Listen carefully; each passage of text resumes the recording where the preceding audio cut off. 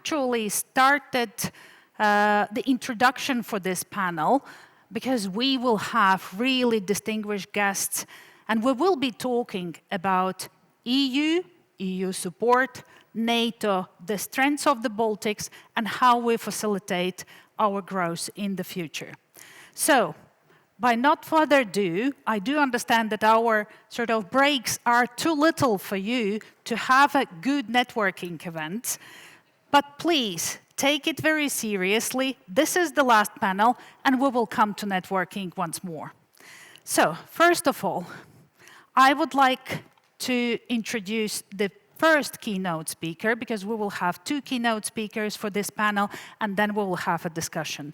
Colleagues, in this discussion, instead of really sitting and talking among ourselves, I will try to give you the opportunity to give the questions to our distinguished speakers. So, our first guest note speaker is Valdis Dombrovskis, who is European Commissioner for Economy and Productivity, Implementation and Simplification. We all heard that every name in this commission is so important for Latvia right now and for the whole Baltic states. He also holds the role of the Executive Vice President for an economy that works for people. So, dear Commissioner, the floor is yours.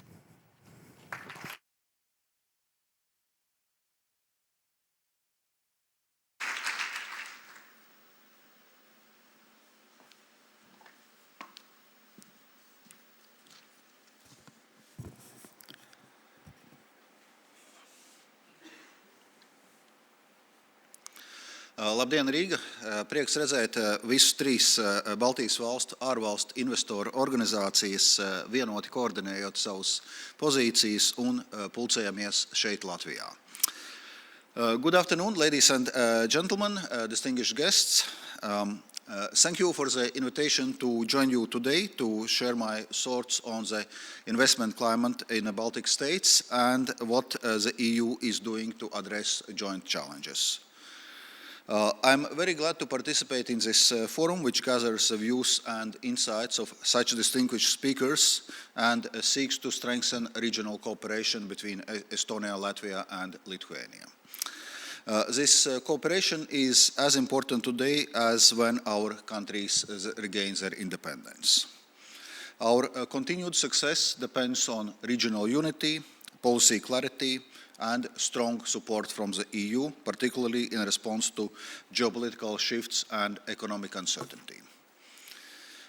Investment is a catalyst that sparks growth, productivity, innovation, and job creation. But in order for investment to work its full effect, there must exist a foundation of stability and security. The Baltic states, Ukraine, and Europe as a whole are living in a new geopolitical reality. We find ourselves in a more complex and volatile world where this foundation appears to be shakier than any time before this century. Let me begin with reference to our most pressing challenge, preserving our security by taking greater responsibility for our defense. As we have heard earlier today, Russia's brutal war of aggression against Ukraine has amplified investor concerns and underscores the necessity of defense-related investments. The Baltic states have been, relative to the size of their economies, the biggest supporters of providing the financial, humanitarian, and military aid Ukraine needs to continue its war of survival and of targeting the Russians' ability to wage war. For several years now, Latvia, Lithuania, and Estonia have demonstrated leadership and foresight by investing to enhance their defense capabilities. The Baltic states have a strong voice in the European Commission with a High Representative of Foreign Affairs and Security Policy, Kaja Kallas, and the first ever European Commissioner for Defense, my friend Andrés and myself. We can also count on a broader regional support from Executive Vice President for Technological Sovereignty, Security and Democracy, Henna Virkkunen, and the Commissioner for Budget, Piotr Serafin. Following the NATO enlargement to Finland and Sweden, the Baltic Sea now resembles a NATO lake. We're also grateful to the support for our NATO partners, notably the UK, Canada and Germany, for their solidarity and support in deploying troops in NATO's eastern flank. So you see, the Baltic states have strong support from wider region and the EU as a whole, recognizing that Europe takes more responsibility for defending itself. The truth is that Europe has every advantage over the Russian aggressor in terms of economic weight, technology and population. The priority is now to make these advantages count by rebuilding Europe's defensive capabilities and defense sector development. This requires a significant and sustained investment. The EU has already taken decisive steps to facilitate this investment. Our Rearm Europe Readiness 2030 initiative can mobilize an additional 800 billion euros in defense spending across the EU. The initiative activates the initiative includes a coordinated activation of the national escape clause in the Stability and Growth Pact. This will facilitate a rapid increase in defense spending by allowing member states to temporarily deviate from the normal fiscal requirements. Latvia, Lithuania and Estonia have all decided to request the activation of national escape clause. Just last week, the EU ambassadors of member states reached agreement on another element of this initiative, a new 100 billion euros loan instrument, and we expect the vote to approve this agreement tomorrow. This instrument will provide loans to member states to invest in key defense areas like missile defense, drones, and cybersecurity. So my message here is very clear. The EU is now taking bold steps to strengthen our defense. That is the single most important action we can take to strengthen the investment climate also in the Baltic states and secure region's long-term prosperity. While security remains an outstanding policy priority, we must not neglect pursuing also other strategic objectives. Investment also requires macroeconomic stability. The Baltic states have undergone a dramatic economic transformation since joining the EU, confirming that they made the right choice by joining the EU and NATO and introducing the euro.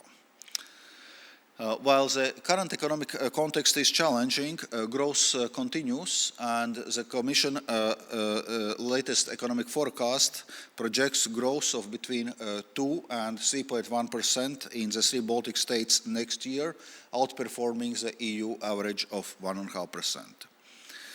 This reflects also how all three countries are pursuing an appropriate policy mix to strengthen the resilience of their economies.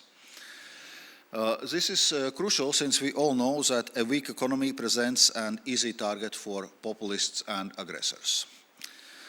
More broadly, the Baltic states have many assets and advantages when it comes to attracting and retaining the investment. I'm sure that many of you present here today can confirm that investment in the Baltic states can expect a significant return driven by region's favorable business environment, competitiveness cost, respect for the rule of law, and impressive digital skills and infrastructure. The study prepared by the Foreign Investors Council Latvia finds that overall sentiment of the foreign investors about the investment climate in Baltic states is cautiously optimistic, as we heard this morning today. We have heard in particular investors acknowledge progress in digitalization of public administrations and recognize regulatory improvements. However, the region continues to face specific challenges that hamper investment growth, many of which result from Russia's war of aggression against Ukraine. They include, for example, higher energy prices, decreases in foreign direct investment, more challenging external trade environment, and perception of geopolitical risks. The EU recognizes these challenges and is providing direct financial support for the implementation of measures to address them. The current EU budget already provides significant funding opportunities for the region under the various programs, notably the Recovery and Resilience Facility and Cohesion Policy. The Recovery and Resilience Facility has made nearly 7 billion euros of EU financing available to Baltic states to support implementation of crucial investments and reforms to improve also the business environment and competitiveness. It finances important projects focused on, for example, digitalization, strengthening the workforce skills, supporting innovation capacity, or promoting the green transition of companies. Cohesion funding has allocated 14 billion euros for 3 Baltic states under the current EU budget period for support in areas like infrastructure, research and innovation, and SME support. It is important that Baltic states remain focusing on efficiently using those EU funds, using the support to increase security, spur economic activity, and improve living standards. Looking ahead, the rolling out of cohesion funds in the nearest years is going to play an increasingly important role in public investment. Executive Vice President for Cohesion and Reforms is working on providing tailored support to the eastern border regions through the EU's post-2027 multi-annual budget, and he will visit Latvia and Estonia next month. The EU is therefore putting its money where the mouth is when it comes to addressing the economic challenges faced by the Baltic states and working to improve business and investment climate in the region. More broadly, the European Commission is treating these geopolitical developments as a call for action. The investment climate in Baltic states will also benefit from the EU's broader agenda to enhance competitiveness. At the beginning of this year, the Commission presented its competitiveness compass to guide our work in building this more competitive Europe. There is a real momentum for bold action and work is already well underway. We are making the most of our main economic asset, the single market of 450 million consumers, by tearing down its remaining barriers to boost EU economy while attracting global talent and investment. We are integrating European capital markets through our Savings and Investments Union to better channel our household savings, estimated at 10 trillion euros, towards productive investments. We are closing Europe's innovation gap and mobilizing financing for innovative businesses to scale up. We are investing heavily in strategies to develop skills needed for future labor markets, including digital skills. We are reducing Europe's energy costs while decarbonizing our economies. We are also working hard to deepen our cooperation with existing trade partners and finding opportunities with new ones. I have been given a responsibility for driving and coordinating European Commission's work on simplification or cutting red tape. Work is already well underway to meet the ambitious targets we have set to reduce all administrative costs for companies by 25% and by 35% for small and medium-sized enterprises. We know that in an uncertain world, international investors will follow our progress in building a more competitive Europe closely in the weeks and months ahead. Our job now is to make sure that this interest endures in the long term. To conclude, the European Commission is determined to deliver a stronger, secure and more competitive Europe. We need to continue to leverage our Baltic unity to influence broader EU and NATO policies to strengthen our economic and security position.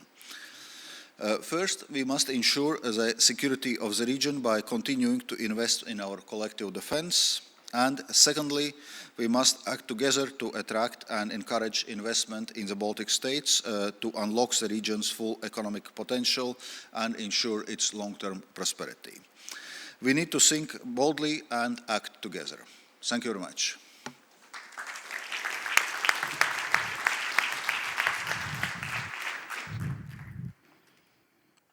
Thank you very much.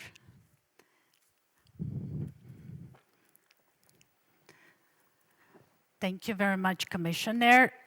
I think we all heard here really the action what Commission is taking in order to be agile, be resistant to the geo-economic conditions which we have. Now I would like to call the second keynote speaker, Thomas Östros, the Vice President of the European Investment Bank. And Thomas Östros is a Swedish economist, the social democratic politician who had served as a Vice President of the European Investment Bank since January 2020. Thomas, floor is yours.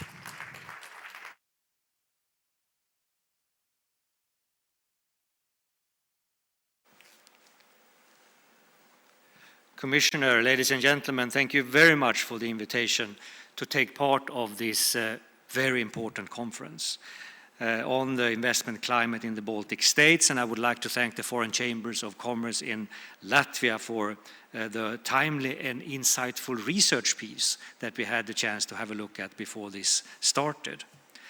As you know, the European Investment Bank Group has been very active in the Baltic region already since 1993. Over the past 5 years alone, we invested more than 4 billion euros in financing to the region. And it is a wide range of investment opportunities that we have seen over these years. Infrastructure, of course, innovation, very important, education, and not least energy independence. And as we invest, we are a long-term, patient investor.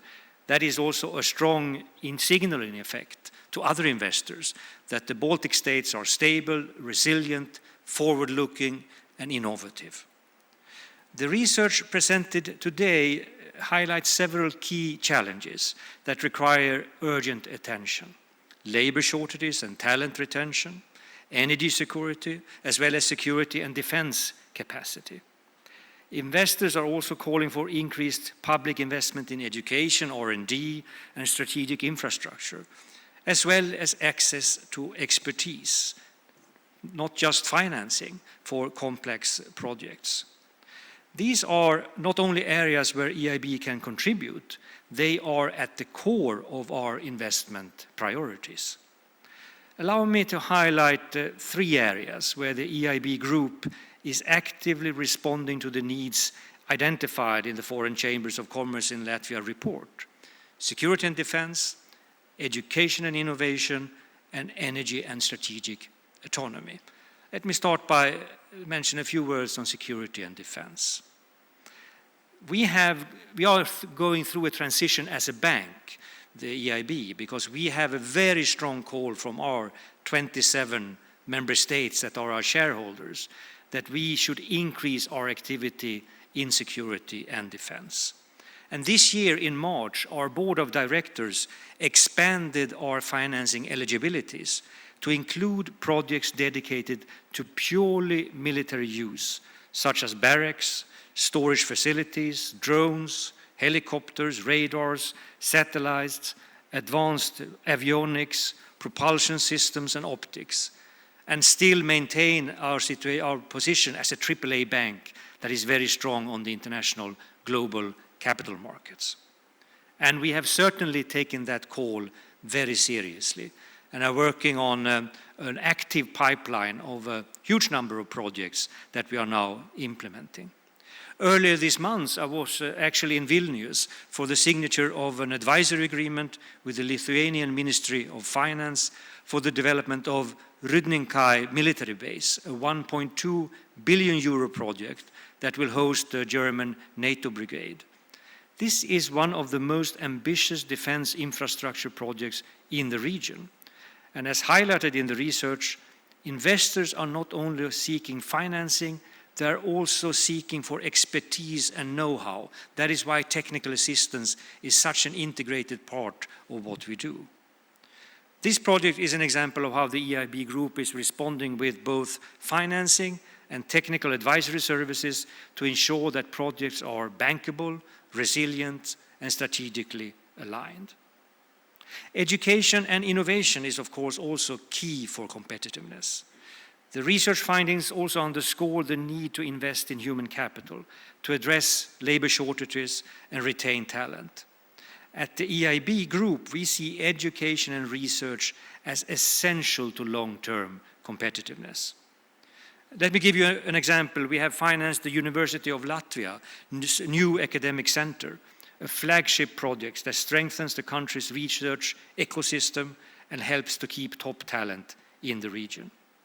We are also supporting innovation ecosystems across the Baltics, and not least under InvestEU, and together with the European Innovation Council. And we also directly finance highly innovative small and medium-sized companies in this region, which in itself are very strongly based on top-edge knowledge. On the energy side and the strategic autonomy, the Baltic states have shown leadership in reducing dependency on Russian energy. Today, Russian gas accounts for 13% of EU imports, and the REPowerEU roadmap sets out a clear path to eliminate it entirely, banning new contracts by the end of 2025 and phasing out existing ones by 2027. The EIB Group has been extremely active in the field of energy, also before the brutal Russian invasion of Ukraine, but not least after, to cope with the ensuing energy crisis that came. We have doubled our investment in the field of energy to 30 billion euros last year to support energy independence in Europe. Renewable and sustainable energy, energy efficiency, and of course grids and interconnectors. That is so important for an energy region to be efficient. The EIB is committed to support continuously this transition. In Latvia, we are helping Latvenergo refurbish their power distribution network, and we are financing a pan-Baltic renewable portfolio, helping to modernize energy systems and improve resilience. We are also working with companies like Enefit Green to build Estonia's largest wind farm, or the Ignitis Group, one of the largest energy groups in the region and long-standing EIB partner on renewable energy and energy infrastructure across the Baltics. Such initiatives are not only critical for climate action, they are essential for Europe's energy independence and economic security. So let me close with a clear message. The EIB Group's investments and presence are strong signals of confidence to the international investor community, and our reinforced presence in the Baltic states, including this spring when we opened new offices in Riga and Tallinn, reflects our long-term commitment to the region.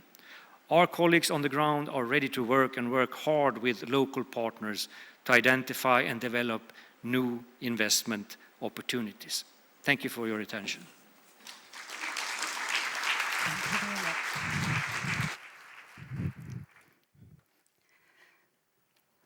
Thank you very much. And now I would like to call all the panelists to join me here on the scene.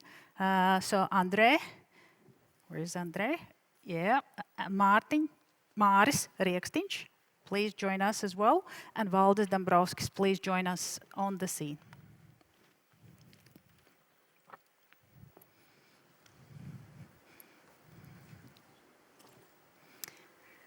So while colleagues are joining, let me introduce the other panelists.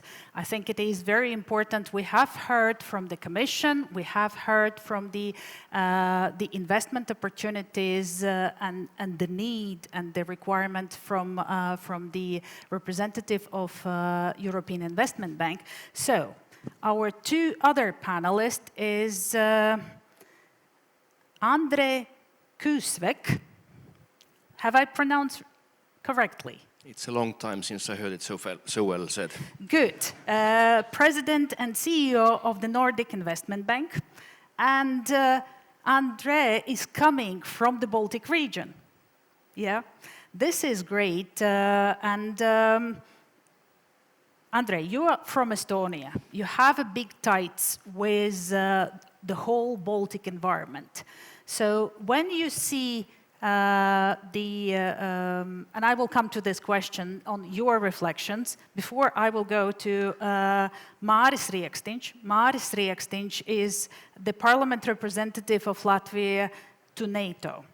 Māris has a really great diplomacy experience working in the different states and serving Latvia. So we will ask you as well, Māris, about the NATO and how we could cooperate, and defense is one of the topics. But back to you, André. So, Nordic Investment Bank, and how do you see the topics what we have discussed? The need to prioritize defense, the necessity of investments in the infrastructure and the energy sector, energy supply. Where do you see the Nordic investment banks and how do you stand for it?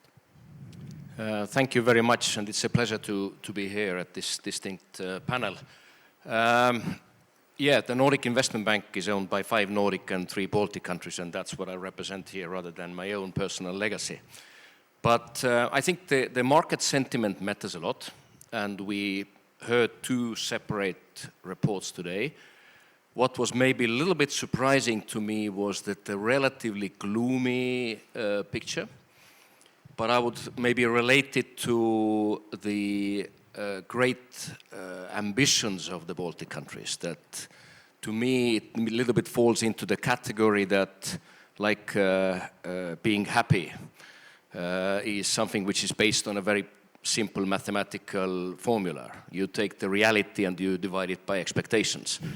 And the Baltics have been going through 30 plus years of really rapid development, very positive development, quite a lot of foreign investment, and maybe the past few years have not been quite as great, and there are external reasons for it, maybe as well as internal. But of course the war, Russia's aggression against Ukraine is one of these. COVID, of course, just before that was the other one, which affected many sectors. But I would say, all in all, the potential of the 3 Baltic countries continues to be high. I think people are smart, and if you are a small country, you need to be smart, you need to be fast, and you need to be willing to work hard. And I think all these 3 components are very much in place here. Maybe 2 quick other reflections also on the energy sector. I think if we look at the economic potential and the competitiveness in particular, I think, what I call AAA energy. And the AAA is mostly used for credit ratings. And, EIB is AAA rated. We are AAA rated as NIB. But in the energy sector, I would say energy would need to be available, accessible, and that means also all the distribution lines and taking it to where it is needed, but also affordable. So that AAA, I think, is not quite there yet, but each of the 3 countries is working on it. I think on the average price basis, there is not a very big problem compared to the continental Europe, but it is a bigger problem if you compare to the Nordic countries, where the energy tend to be cheaper. Much bigger problem is actually the volatility of the energy price. Makes it super difficult to predict anything. So that's on the energy. Secondly, I think what needs to happen more is greater cooperation between private sector and governments. And it seems that we all know about it. And sometimes we do things, but then sometimes we forget. And it has to be often it is related to the election cycle and the governments, needing to be popular at certain times. But I feel that, this cooperation, be it on building infrastructure on the PPP basis, and I have to give credit to Latvia here, the Kekava bypass, for instance, which we also co-financed, EIB and NIB, is a great example, great positive example. I would like to see more of similar projects also in Latvia, but in the other Baltic countries. And then something which we can learn, I think, from the Nordic countries is that to build clusters where you basically combine public sector setting up infrastructure, it could be technopark, it could be something similar, then private sector coming to invest, and particularly in the research and development. R&D is very, very important to keep small countries competitive, but then also involving academia. And that's where this human potential comes in. And Sweden is a prime example of these clusters. You take the Lund University or around it cluster on the medical and physics sciences.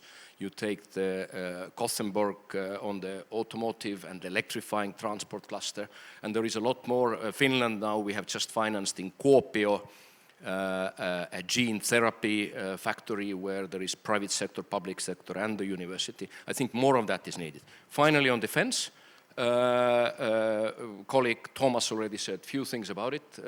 NIB, we were making a very significant step last year in June, enabling ourselves to invest in defense and security. We have now been doing it, financing both private sector. The first deal was actually a Finnish company called Savox Communication, which is providing communications and visibility equipment to Patria, the largest Finnish defense company.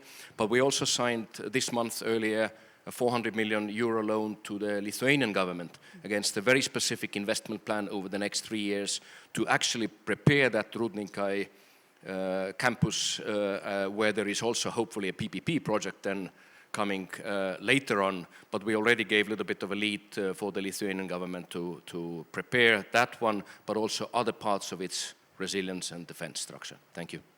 Thank you very much, André. Mar, I would like to ask you, I do know that during the break we had discussions about what's new is coming from the FICIL sentiment index. What are the findings, what you made for yourself in terms of where the defense and the business come together? Maybe you could reflect a little bit on the sentiment index discussion. Yes, thank you very much. Well, I see that today's whole discussion shows that the questions of defense and competitiveness in a current geopolitical context are strongly intertwined. And clearly, when we are talking about strengthening the defense expenditure, and I was presenting the main instruments European Commission is unveiling for this. It's not only important how much we spend, it's also important how we spend.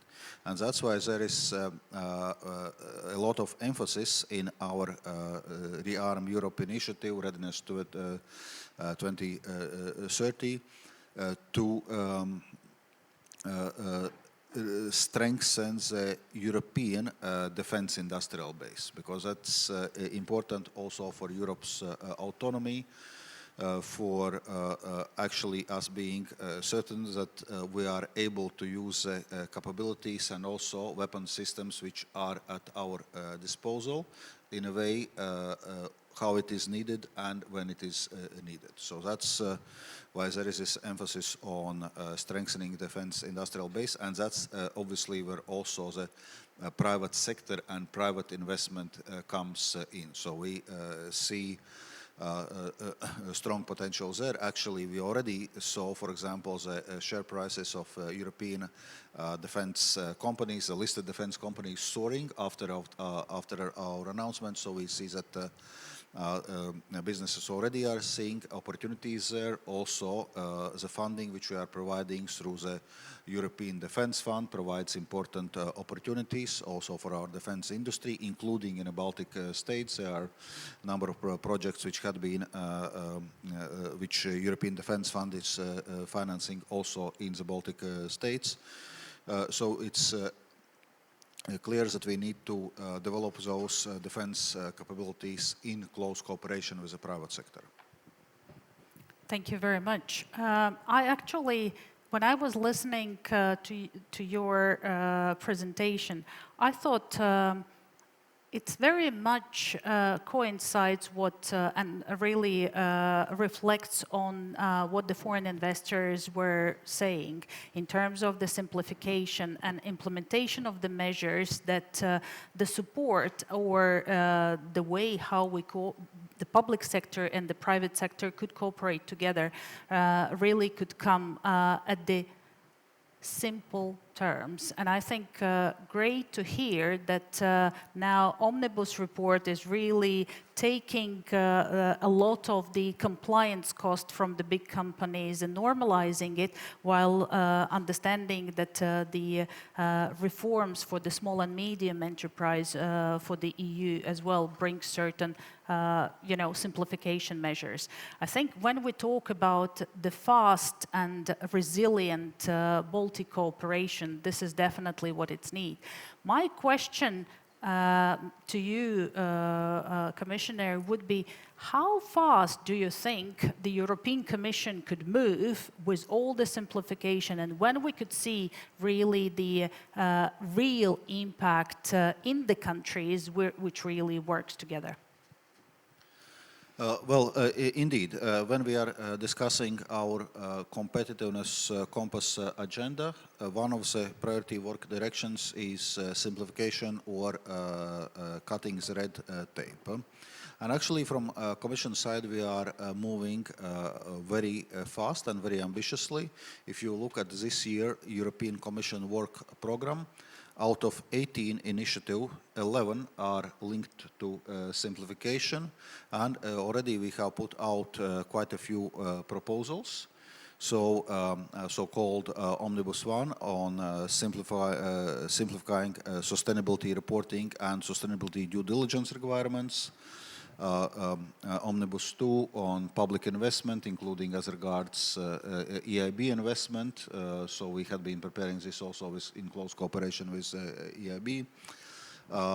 We had more recently adopted the package on simplification in common agricultural policy, and a new proposal on kind of creating new definition for European companies of small mid-caps with a corresponding alleviation also for small mid-caps. There are more proposals in a pipeline, like a digital package for a fourth quarter of the year, a defense omnibus, revision of REACH as regards chemical industry, and also we had set up the system through the implementation dialogues to discuss with relevant industries, with all relevant stakeholders, how the implementation of EU legislation is going and what further can be done to simplify it. So there I urge you all to actively participate in those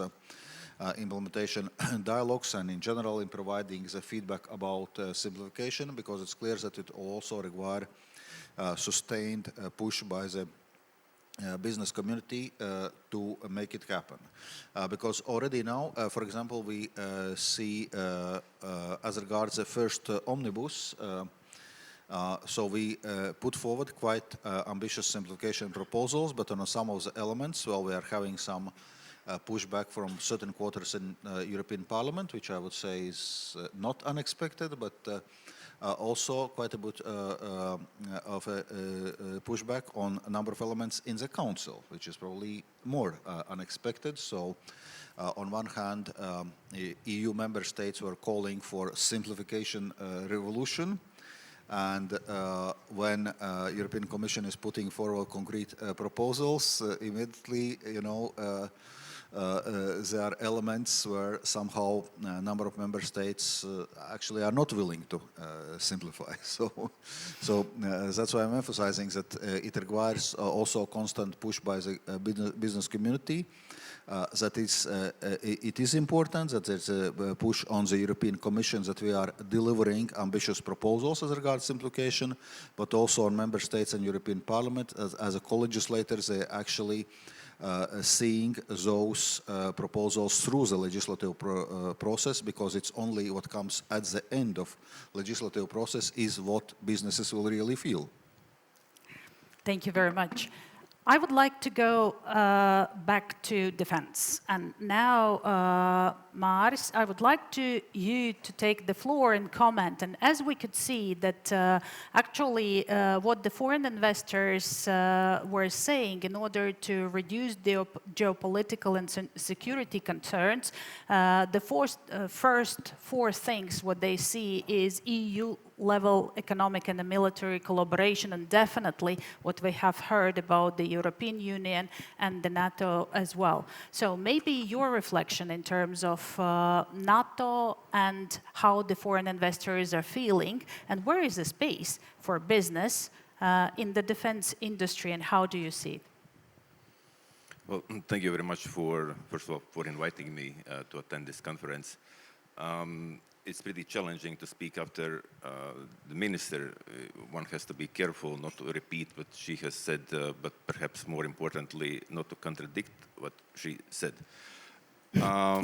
Perhaps few reflections on the topic. Of course, first of all, appreciation. I think it's very important to have these researches because it gives kind of new angle to the policy makers to understand what are the expectations from the business community, from the investors.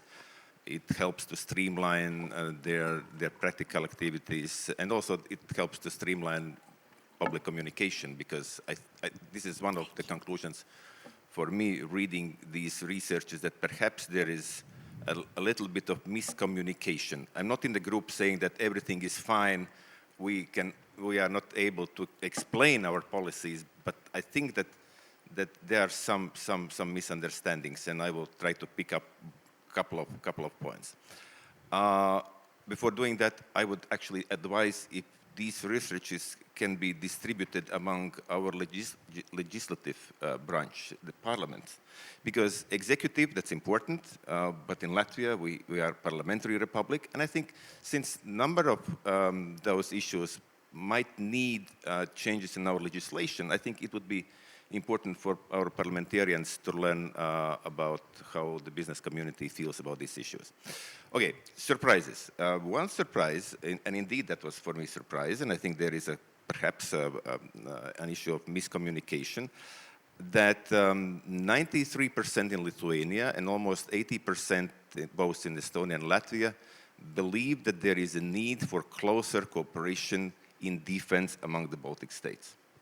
I have nothing against that, but I think if there is one area where we have the closest cooperation among three Baltic states, that's security policy and defense. It started in the 90s after we regained our independence. Joint military units, Baltic Battalion was established, educational institutions, Baltic Defense College in Tartu, enhanced forward presence of NATO troops in the Baltic states. I think largely this is a result of very coordinated diplomatic efforts in capitals and also at NATO headquarters in Brussels. And also when it comes to procurement, I think we have excellent examples. Perhaps the biggest one, or the most important one, is Latvia and Estonia signing together an agreement to purchase extremely important capabilities related to air defense from the German company IRIS-T. We signed this agreement in 2023, and equipment will start to arrive our countries next year. I think there are a number of examples illustrating that this cooperation is very close. But I have suspicion that this comes, or this is related to another small notion in the research that the people are saying, well, perhaps because of geopolitical challenges, we have to look at the different structures, maybe here in the region, Poland and Finland and Nordics. I think between the lines, one has to read, this is because the geopolitical new situation is related to new administration of United States. This is what I found between the lines. And here I would argue that we have to be very careful. Again, nothing against closer regional cooperation, but NATO is a bedrock of the security in the transatlantic area. It has fulfilled that mission for 76 years successfully, being united on the most important issues related to the deterrence and defense, despite of disagreements here and there. And I can, as a participant of a number of meetings, I can tell to this distinguished audience that from the new US administration, and I'm not ambassador of United States, ambassador of Latvia, I've heard from Secretary Rubio, Secretary Hexet, during the ministerial meetings at NATO, that commitment of United States to the NATO is strong, the commitment to Article 5 is strong. President Trump repeated that when he met Secretary General Mark Rutte in Washington. What the Americans are saying at the same time, that you Europeans, and we are a bit less than 700 million, you have to take more responsibility about security of your continent. But again, Trump is not the first one to say that. It was Obama in 2011 who said pivot to Asia. Many people have forgotten that. So therefore NATO, and I will close on that, I think NATO has made a very bold steps since 2022 when Russia launched this war of aggression against Ukraine in improving infrastructure, in improving command structure, additional investments in defense capabilities, defense plans. I think we are on the good track. Super. Yep. Maris, thank you very much. In the cautious of time, our dear financiers, I would like to ask you the provocative questions. Do you see the future in the Baltics, the investments of the Baltics, and what would be your next steps, or what are the areas you as a bankiers would be looking for the Baltics in order to improve further the sentiment of the foreign investors and really the trust in the whole economic areas? I've had the honor to work with the Baltic region, not only as Vice President of European Investment Bank, but also when I was Executive Director at the International Monetary Fund, representing the Baltics and the Nordics. And I must say the first prerequisite to have a strong and dynamic economy is to have a strong macroeconomic policy. And there, I mean, the three Baltic states are second to none when it comes to having a strong, consistent macroeconomic policy, with the lessons, of course, coming from the huge financial crisis. But sustaining all these challenges, COVID, Russian aggression, and still keep macroeconomic policies on track. That is, I think, a very strong starting point. There is a very strong small and medium-sized companies sector in the whole of the region. And I think this is a key area for us. How can we support financing of SMEs in this region by cooperating not least with local and regional actors, Luminor, Citadel and others? We have done very interesting projects to see to that the financing reaches small and medium-sized companies.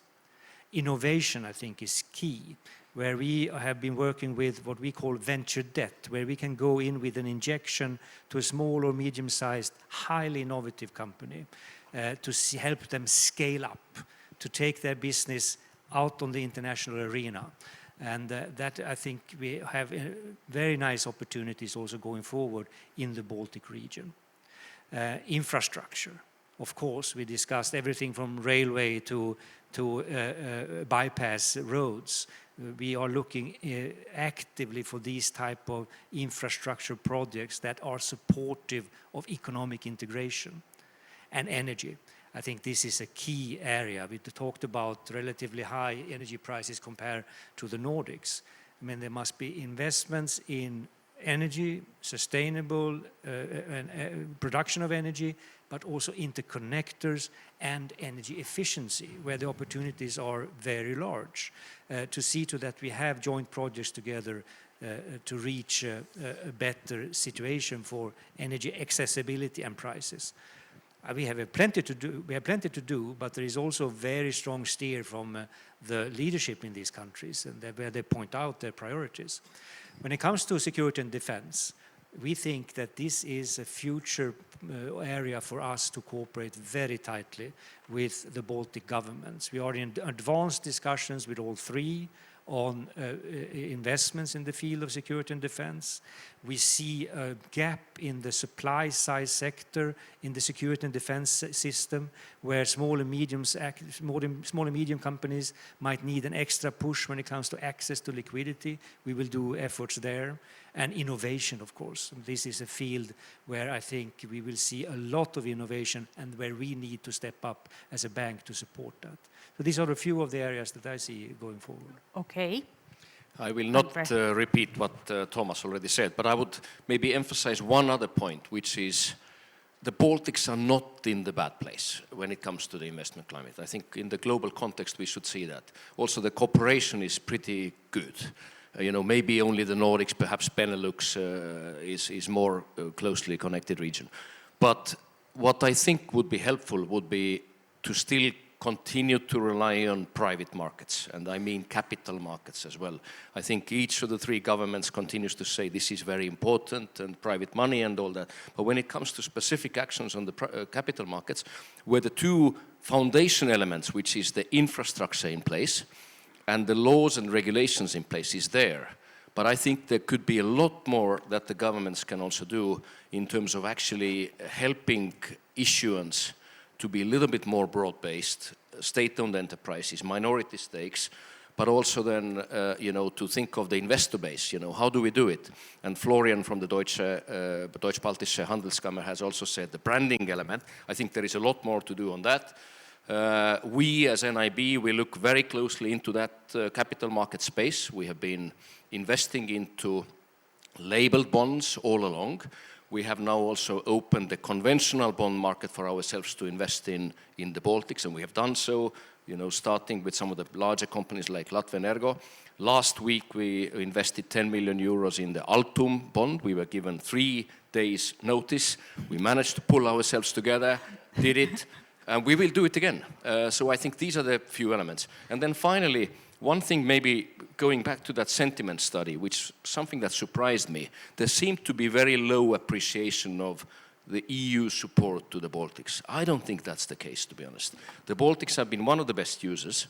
I think there is a lot more to do. It has even made the banks such as EIB and NIB to do more through the Invest EU program, which is a fantastic way to leverage EU money and to get a lot more done that is perhaps slightly riskier than we would otherwise do. So I think, you know, and that kind of links back a little bit to what Maris says on the defense side, that yes, NATO maybe is the shield at the moment, but it's all of the above that was on the previous slide.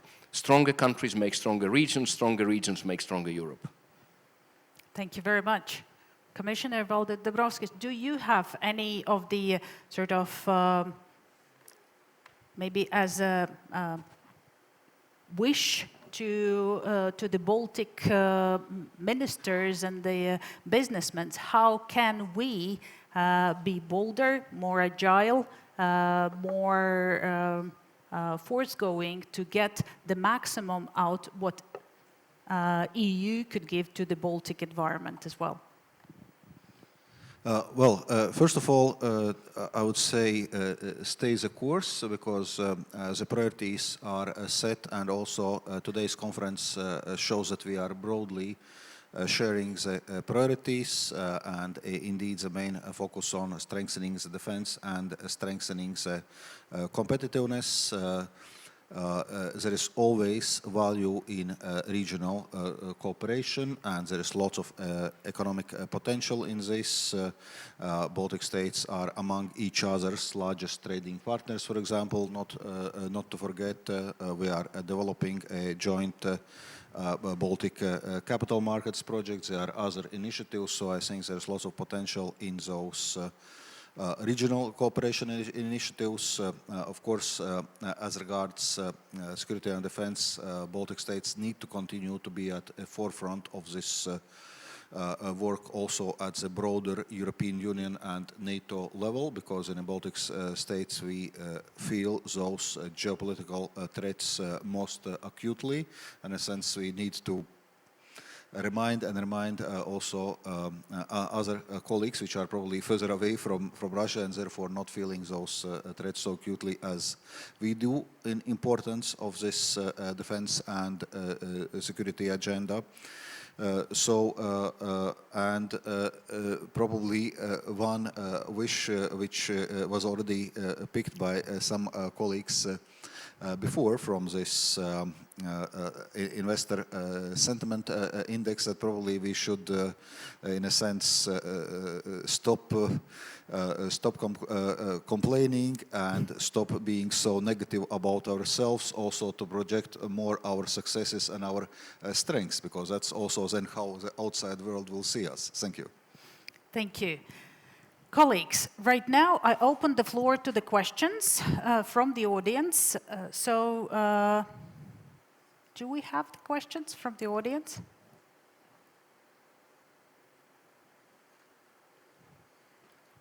Yep. Do you have mic? Yeah, just a moment. Oh, thanks. Please, if you could stand up and sure. say, Yeah, sure. say your name and... James Samuel. I represent my own company. I invest in Asia, into the Baltics. So I have a question for you, sir, Mr. Dombrovskis. Recently, American administration, current administration, said that they're going to levy 50% tariffs from July the 9th. How would it affect businesses between the Baltics and the West? And would you try to recover these tariffs that might, I think, would reduce your capacity to further your investment plans into Asia? Would you kind of de-invest, or how would you manage this tariffs? Would you reciprocate with equally high tariffs? Right now it's 20%. It was supposed to be just at 20%, but it's now at 50%. So what are your plans for this, and how would it affect your defense plans? It would definitely chip it down. Thank you. Thank you. Yes, thank you for this question. Indeed, well, as regards the tariffs, there had been quite a few twists and turns. So, indeed, if we speak about reciprocal or so-called reciprocal tariffs, which President Trump administration is putting to other countries. Initial announcement in early April was about 20% tariff. Then there was a 90-day suspension. Partial suspension, 10% tariff still applies, and that was meant to give negotiations a chance, try to agree some kind of bilateral agreement with US. And our negotiators are currently indeed negotiating with US, as US is negotiating with many other countries, trying to find some mutually acceptable solution. So indeed, this 50% tariff announcement came as a surprise, because it neither corresponds to the level of previously announced quote-unquote reciprocal tariff, nor the introduction date of 1st of June is consistent with a 90 days pause, which should expire by mid-July. As you know, today there was a new announcement, and now the introduction of those tariffs is postponed to 9th of July, so it's more or less consistent with this original 90 days pause. So it's important that we are using this time efficiently and reaching mutually acceptable solution, because all in all, our assessment is that the tariffs are going to have negative economic impact on the EU economy, even more so on the US own economy, because they are casting very widely this net of tariffs, and leads to the risks of further economic fragmentation, so something which we need to avoid. So that's why we are on one hand invested in finding an acceptable solution with US bilaterally, but also working to preserve multilateral rules-based trading system. Thank you. Any other question, colleagues? Yeah. I will try to speak without mic. No, you need to speak with the mic. Hello. My name is Vita Lieppiņa, representing from LIAA. I would like to ask a question also for Valdis Dombrovskis regarding what comes next. We see right now EU support instruments. Is there any keynotes we can expect after 2027? Maybe you can share a bit with us. Thank you. Indeed. So that's a very pertinent and very timely question. So what is happening in post-2027 EU's multi-annual budget? And indeed, in European Commission now we are working towards a proposal which is currently scheduled for mid-July. So some of the main elements had been outlined already. So on one hand, we want to streamline and consolidate different funding instruments, because if you look, for example, at the cohesion funding, there are many funds. There is a cohesion fund, there is European Fund for Regional Development, there is European Social Fund Plus, there is a Just Transition Fund, there is Climate Social Fund. So it makes sense in a sense to go towards less fragmented funding landscape, to have also more uniform set of rules and more flexibility for allocating the funding where it's actually most needed. So the thinking goes towards the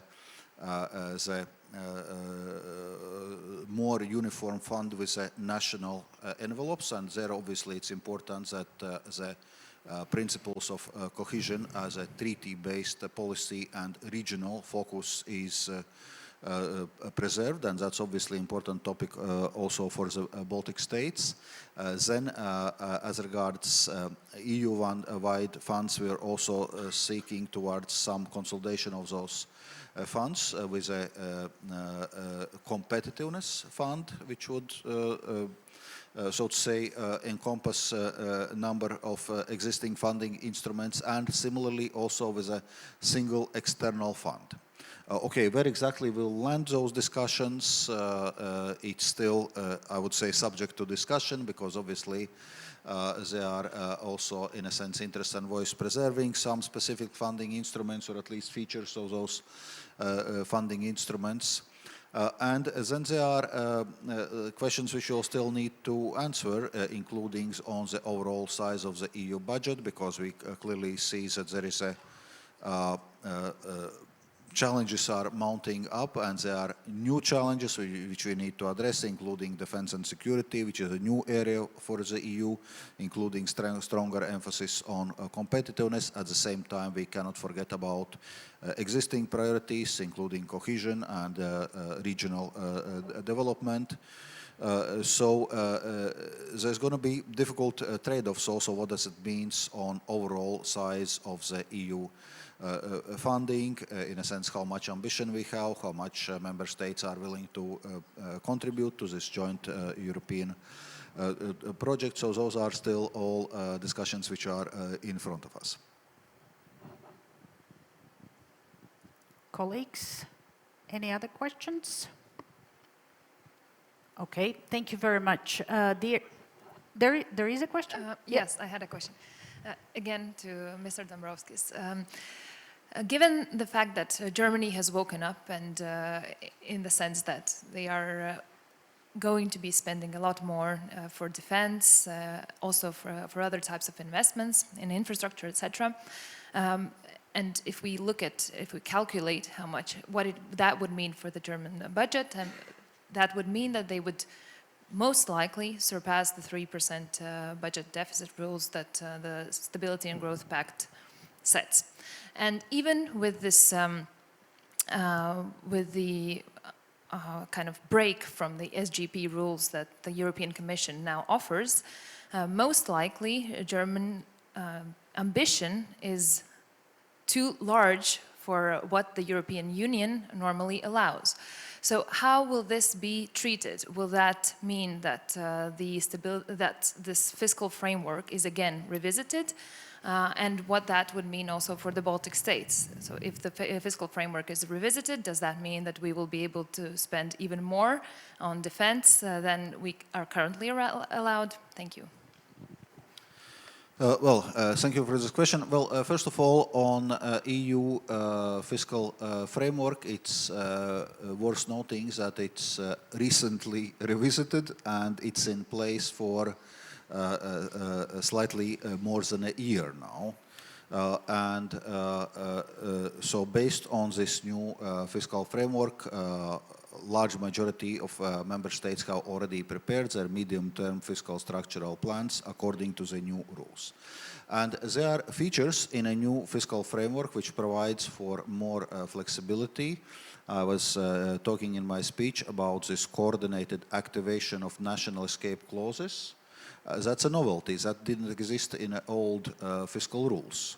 And also member states have more leeway in setting their fiscal adjustment trajectories.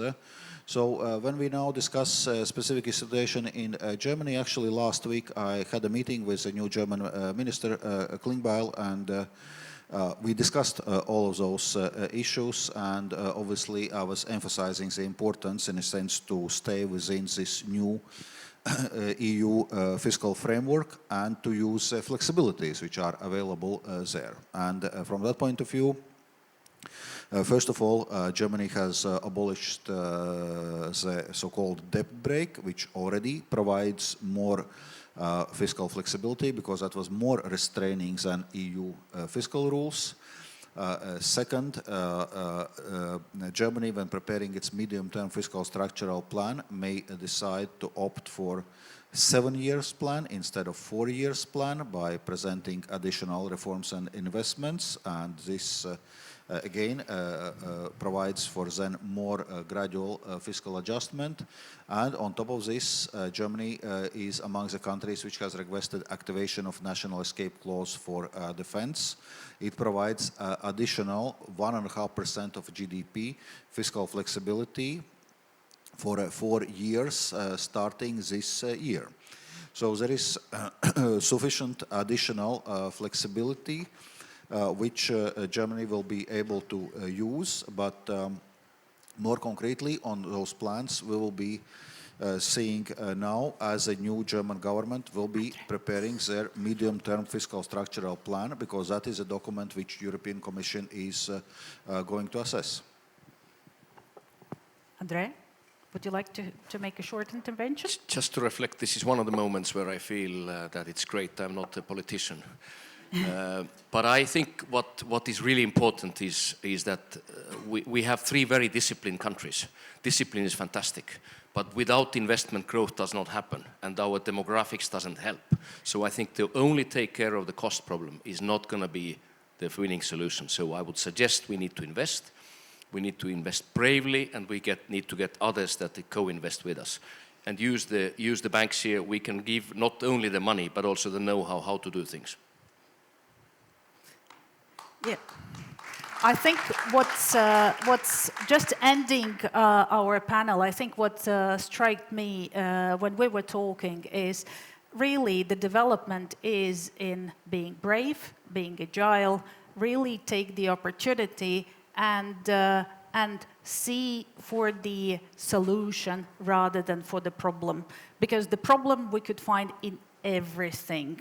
And sometimes we say that we are very good at it. So let's manage the risk rather than to avoid the risk. And we definitely could succeed in the future. Thank you very much, gentlemen. It was really a good panel. Thank you.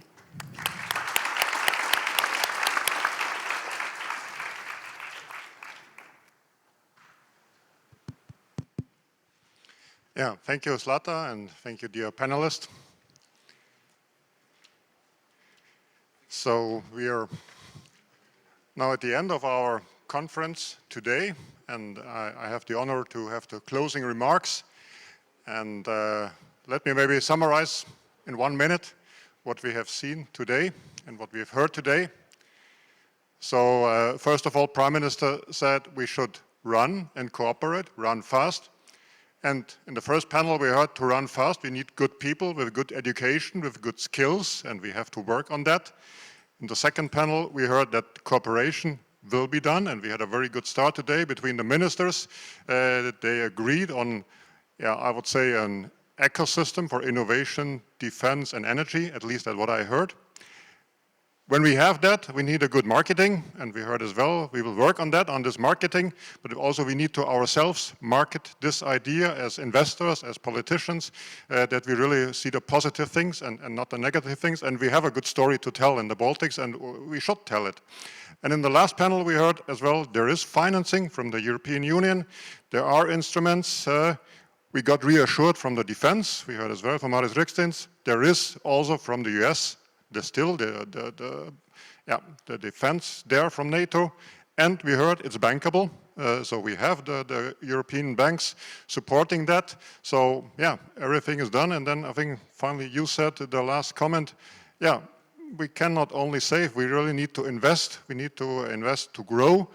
And at the end, this is something which will be seen by the people. And that's what Commissioner Dombrovskis said at the very beginning in his keynote, which I think is important, which we have not discussed so much today. At the end, this has to arrive with the people, because if it not arrives with the people, we are in danger that extremists will get power, will be more and more important, that we have, people taking over, which we don't want. And I think that's the most important what we have in the Baltics. We have political stability, and that's almost the most important thing we have. And it's up to us, the governments, but as well to us investors, to create positive things, to keep it like that. So thank you for that. I invite now as well Eeva Jagere for final remarks, as you're supporting a lot as well, the whole conference. Thank you.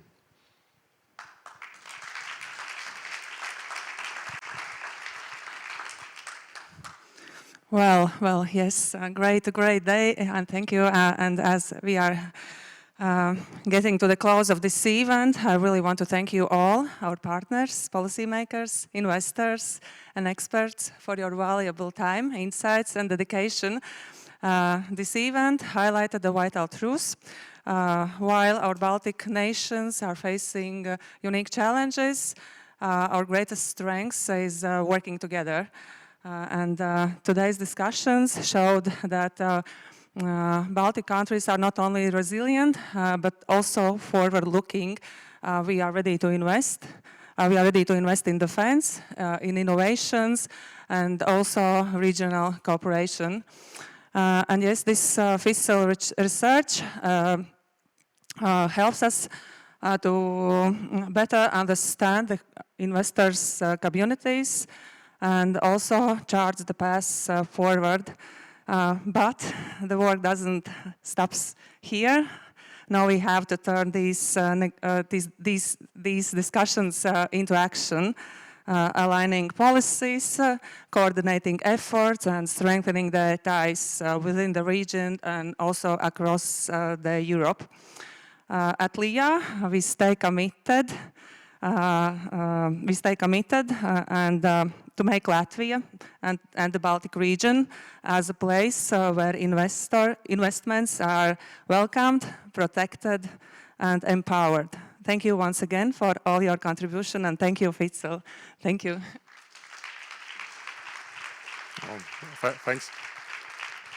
Thanks a lot, Eeva. And I take your word, so I think that could be an action after this meeting, that we really work on an action plan, what comes out of that meeting and concrete steps. We had a lot of good ideas today. I mean, there was also this idea to bring this sentiment index to CIMA to explain, also to the other parliaments. We can think about actions. There was an idea of going to ITB exhibition and so on. So this, I think, if you would agree, we would really prepare an action plan between FICIL, AHK, and the investors agencies of the 3 countries. So thanks a lot for being here and staying to the end. Very happy to see you still all here. And there will be, of course, now networking. There will be lunch. We have as well rooms. So if you want to meet with investment agencies, with other colleagues, we have 5 rooms available. So you can ask here to the left. There will be colleagues from FICIL and as well from the investment agency, so they can guide you. Other than that, enjoy your lunch, enjoy the networking. Bon appétit. Thank you.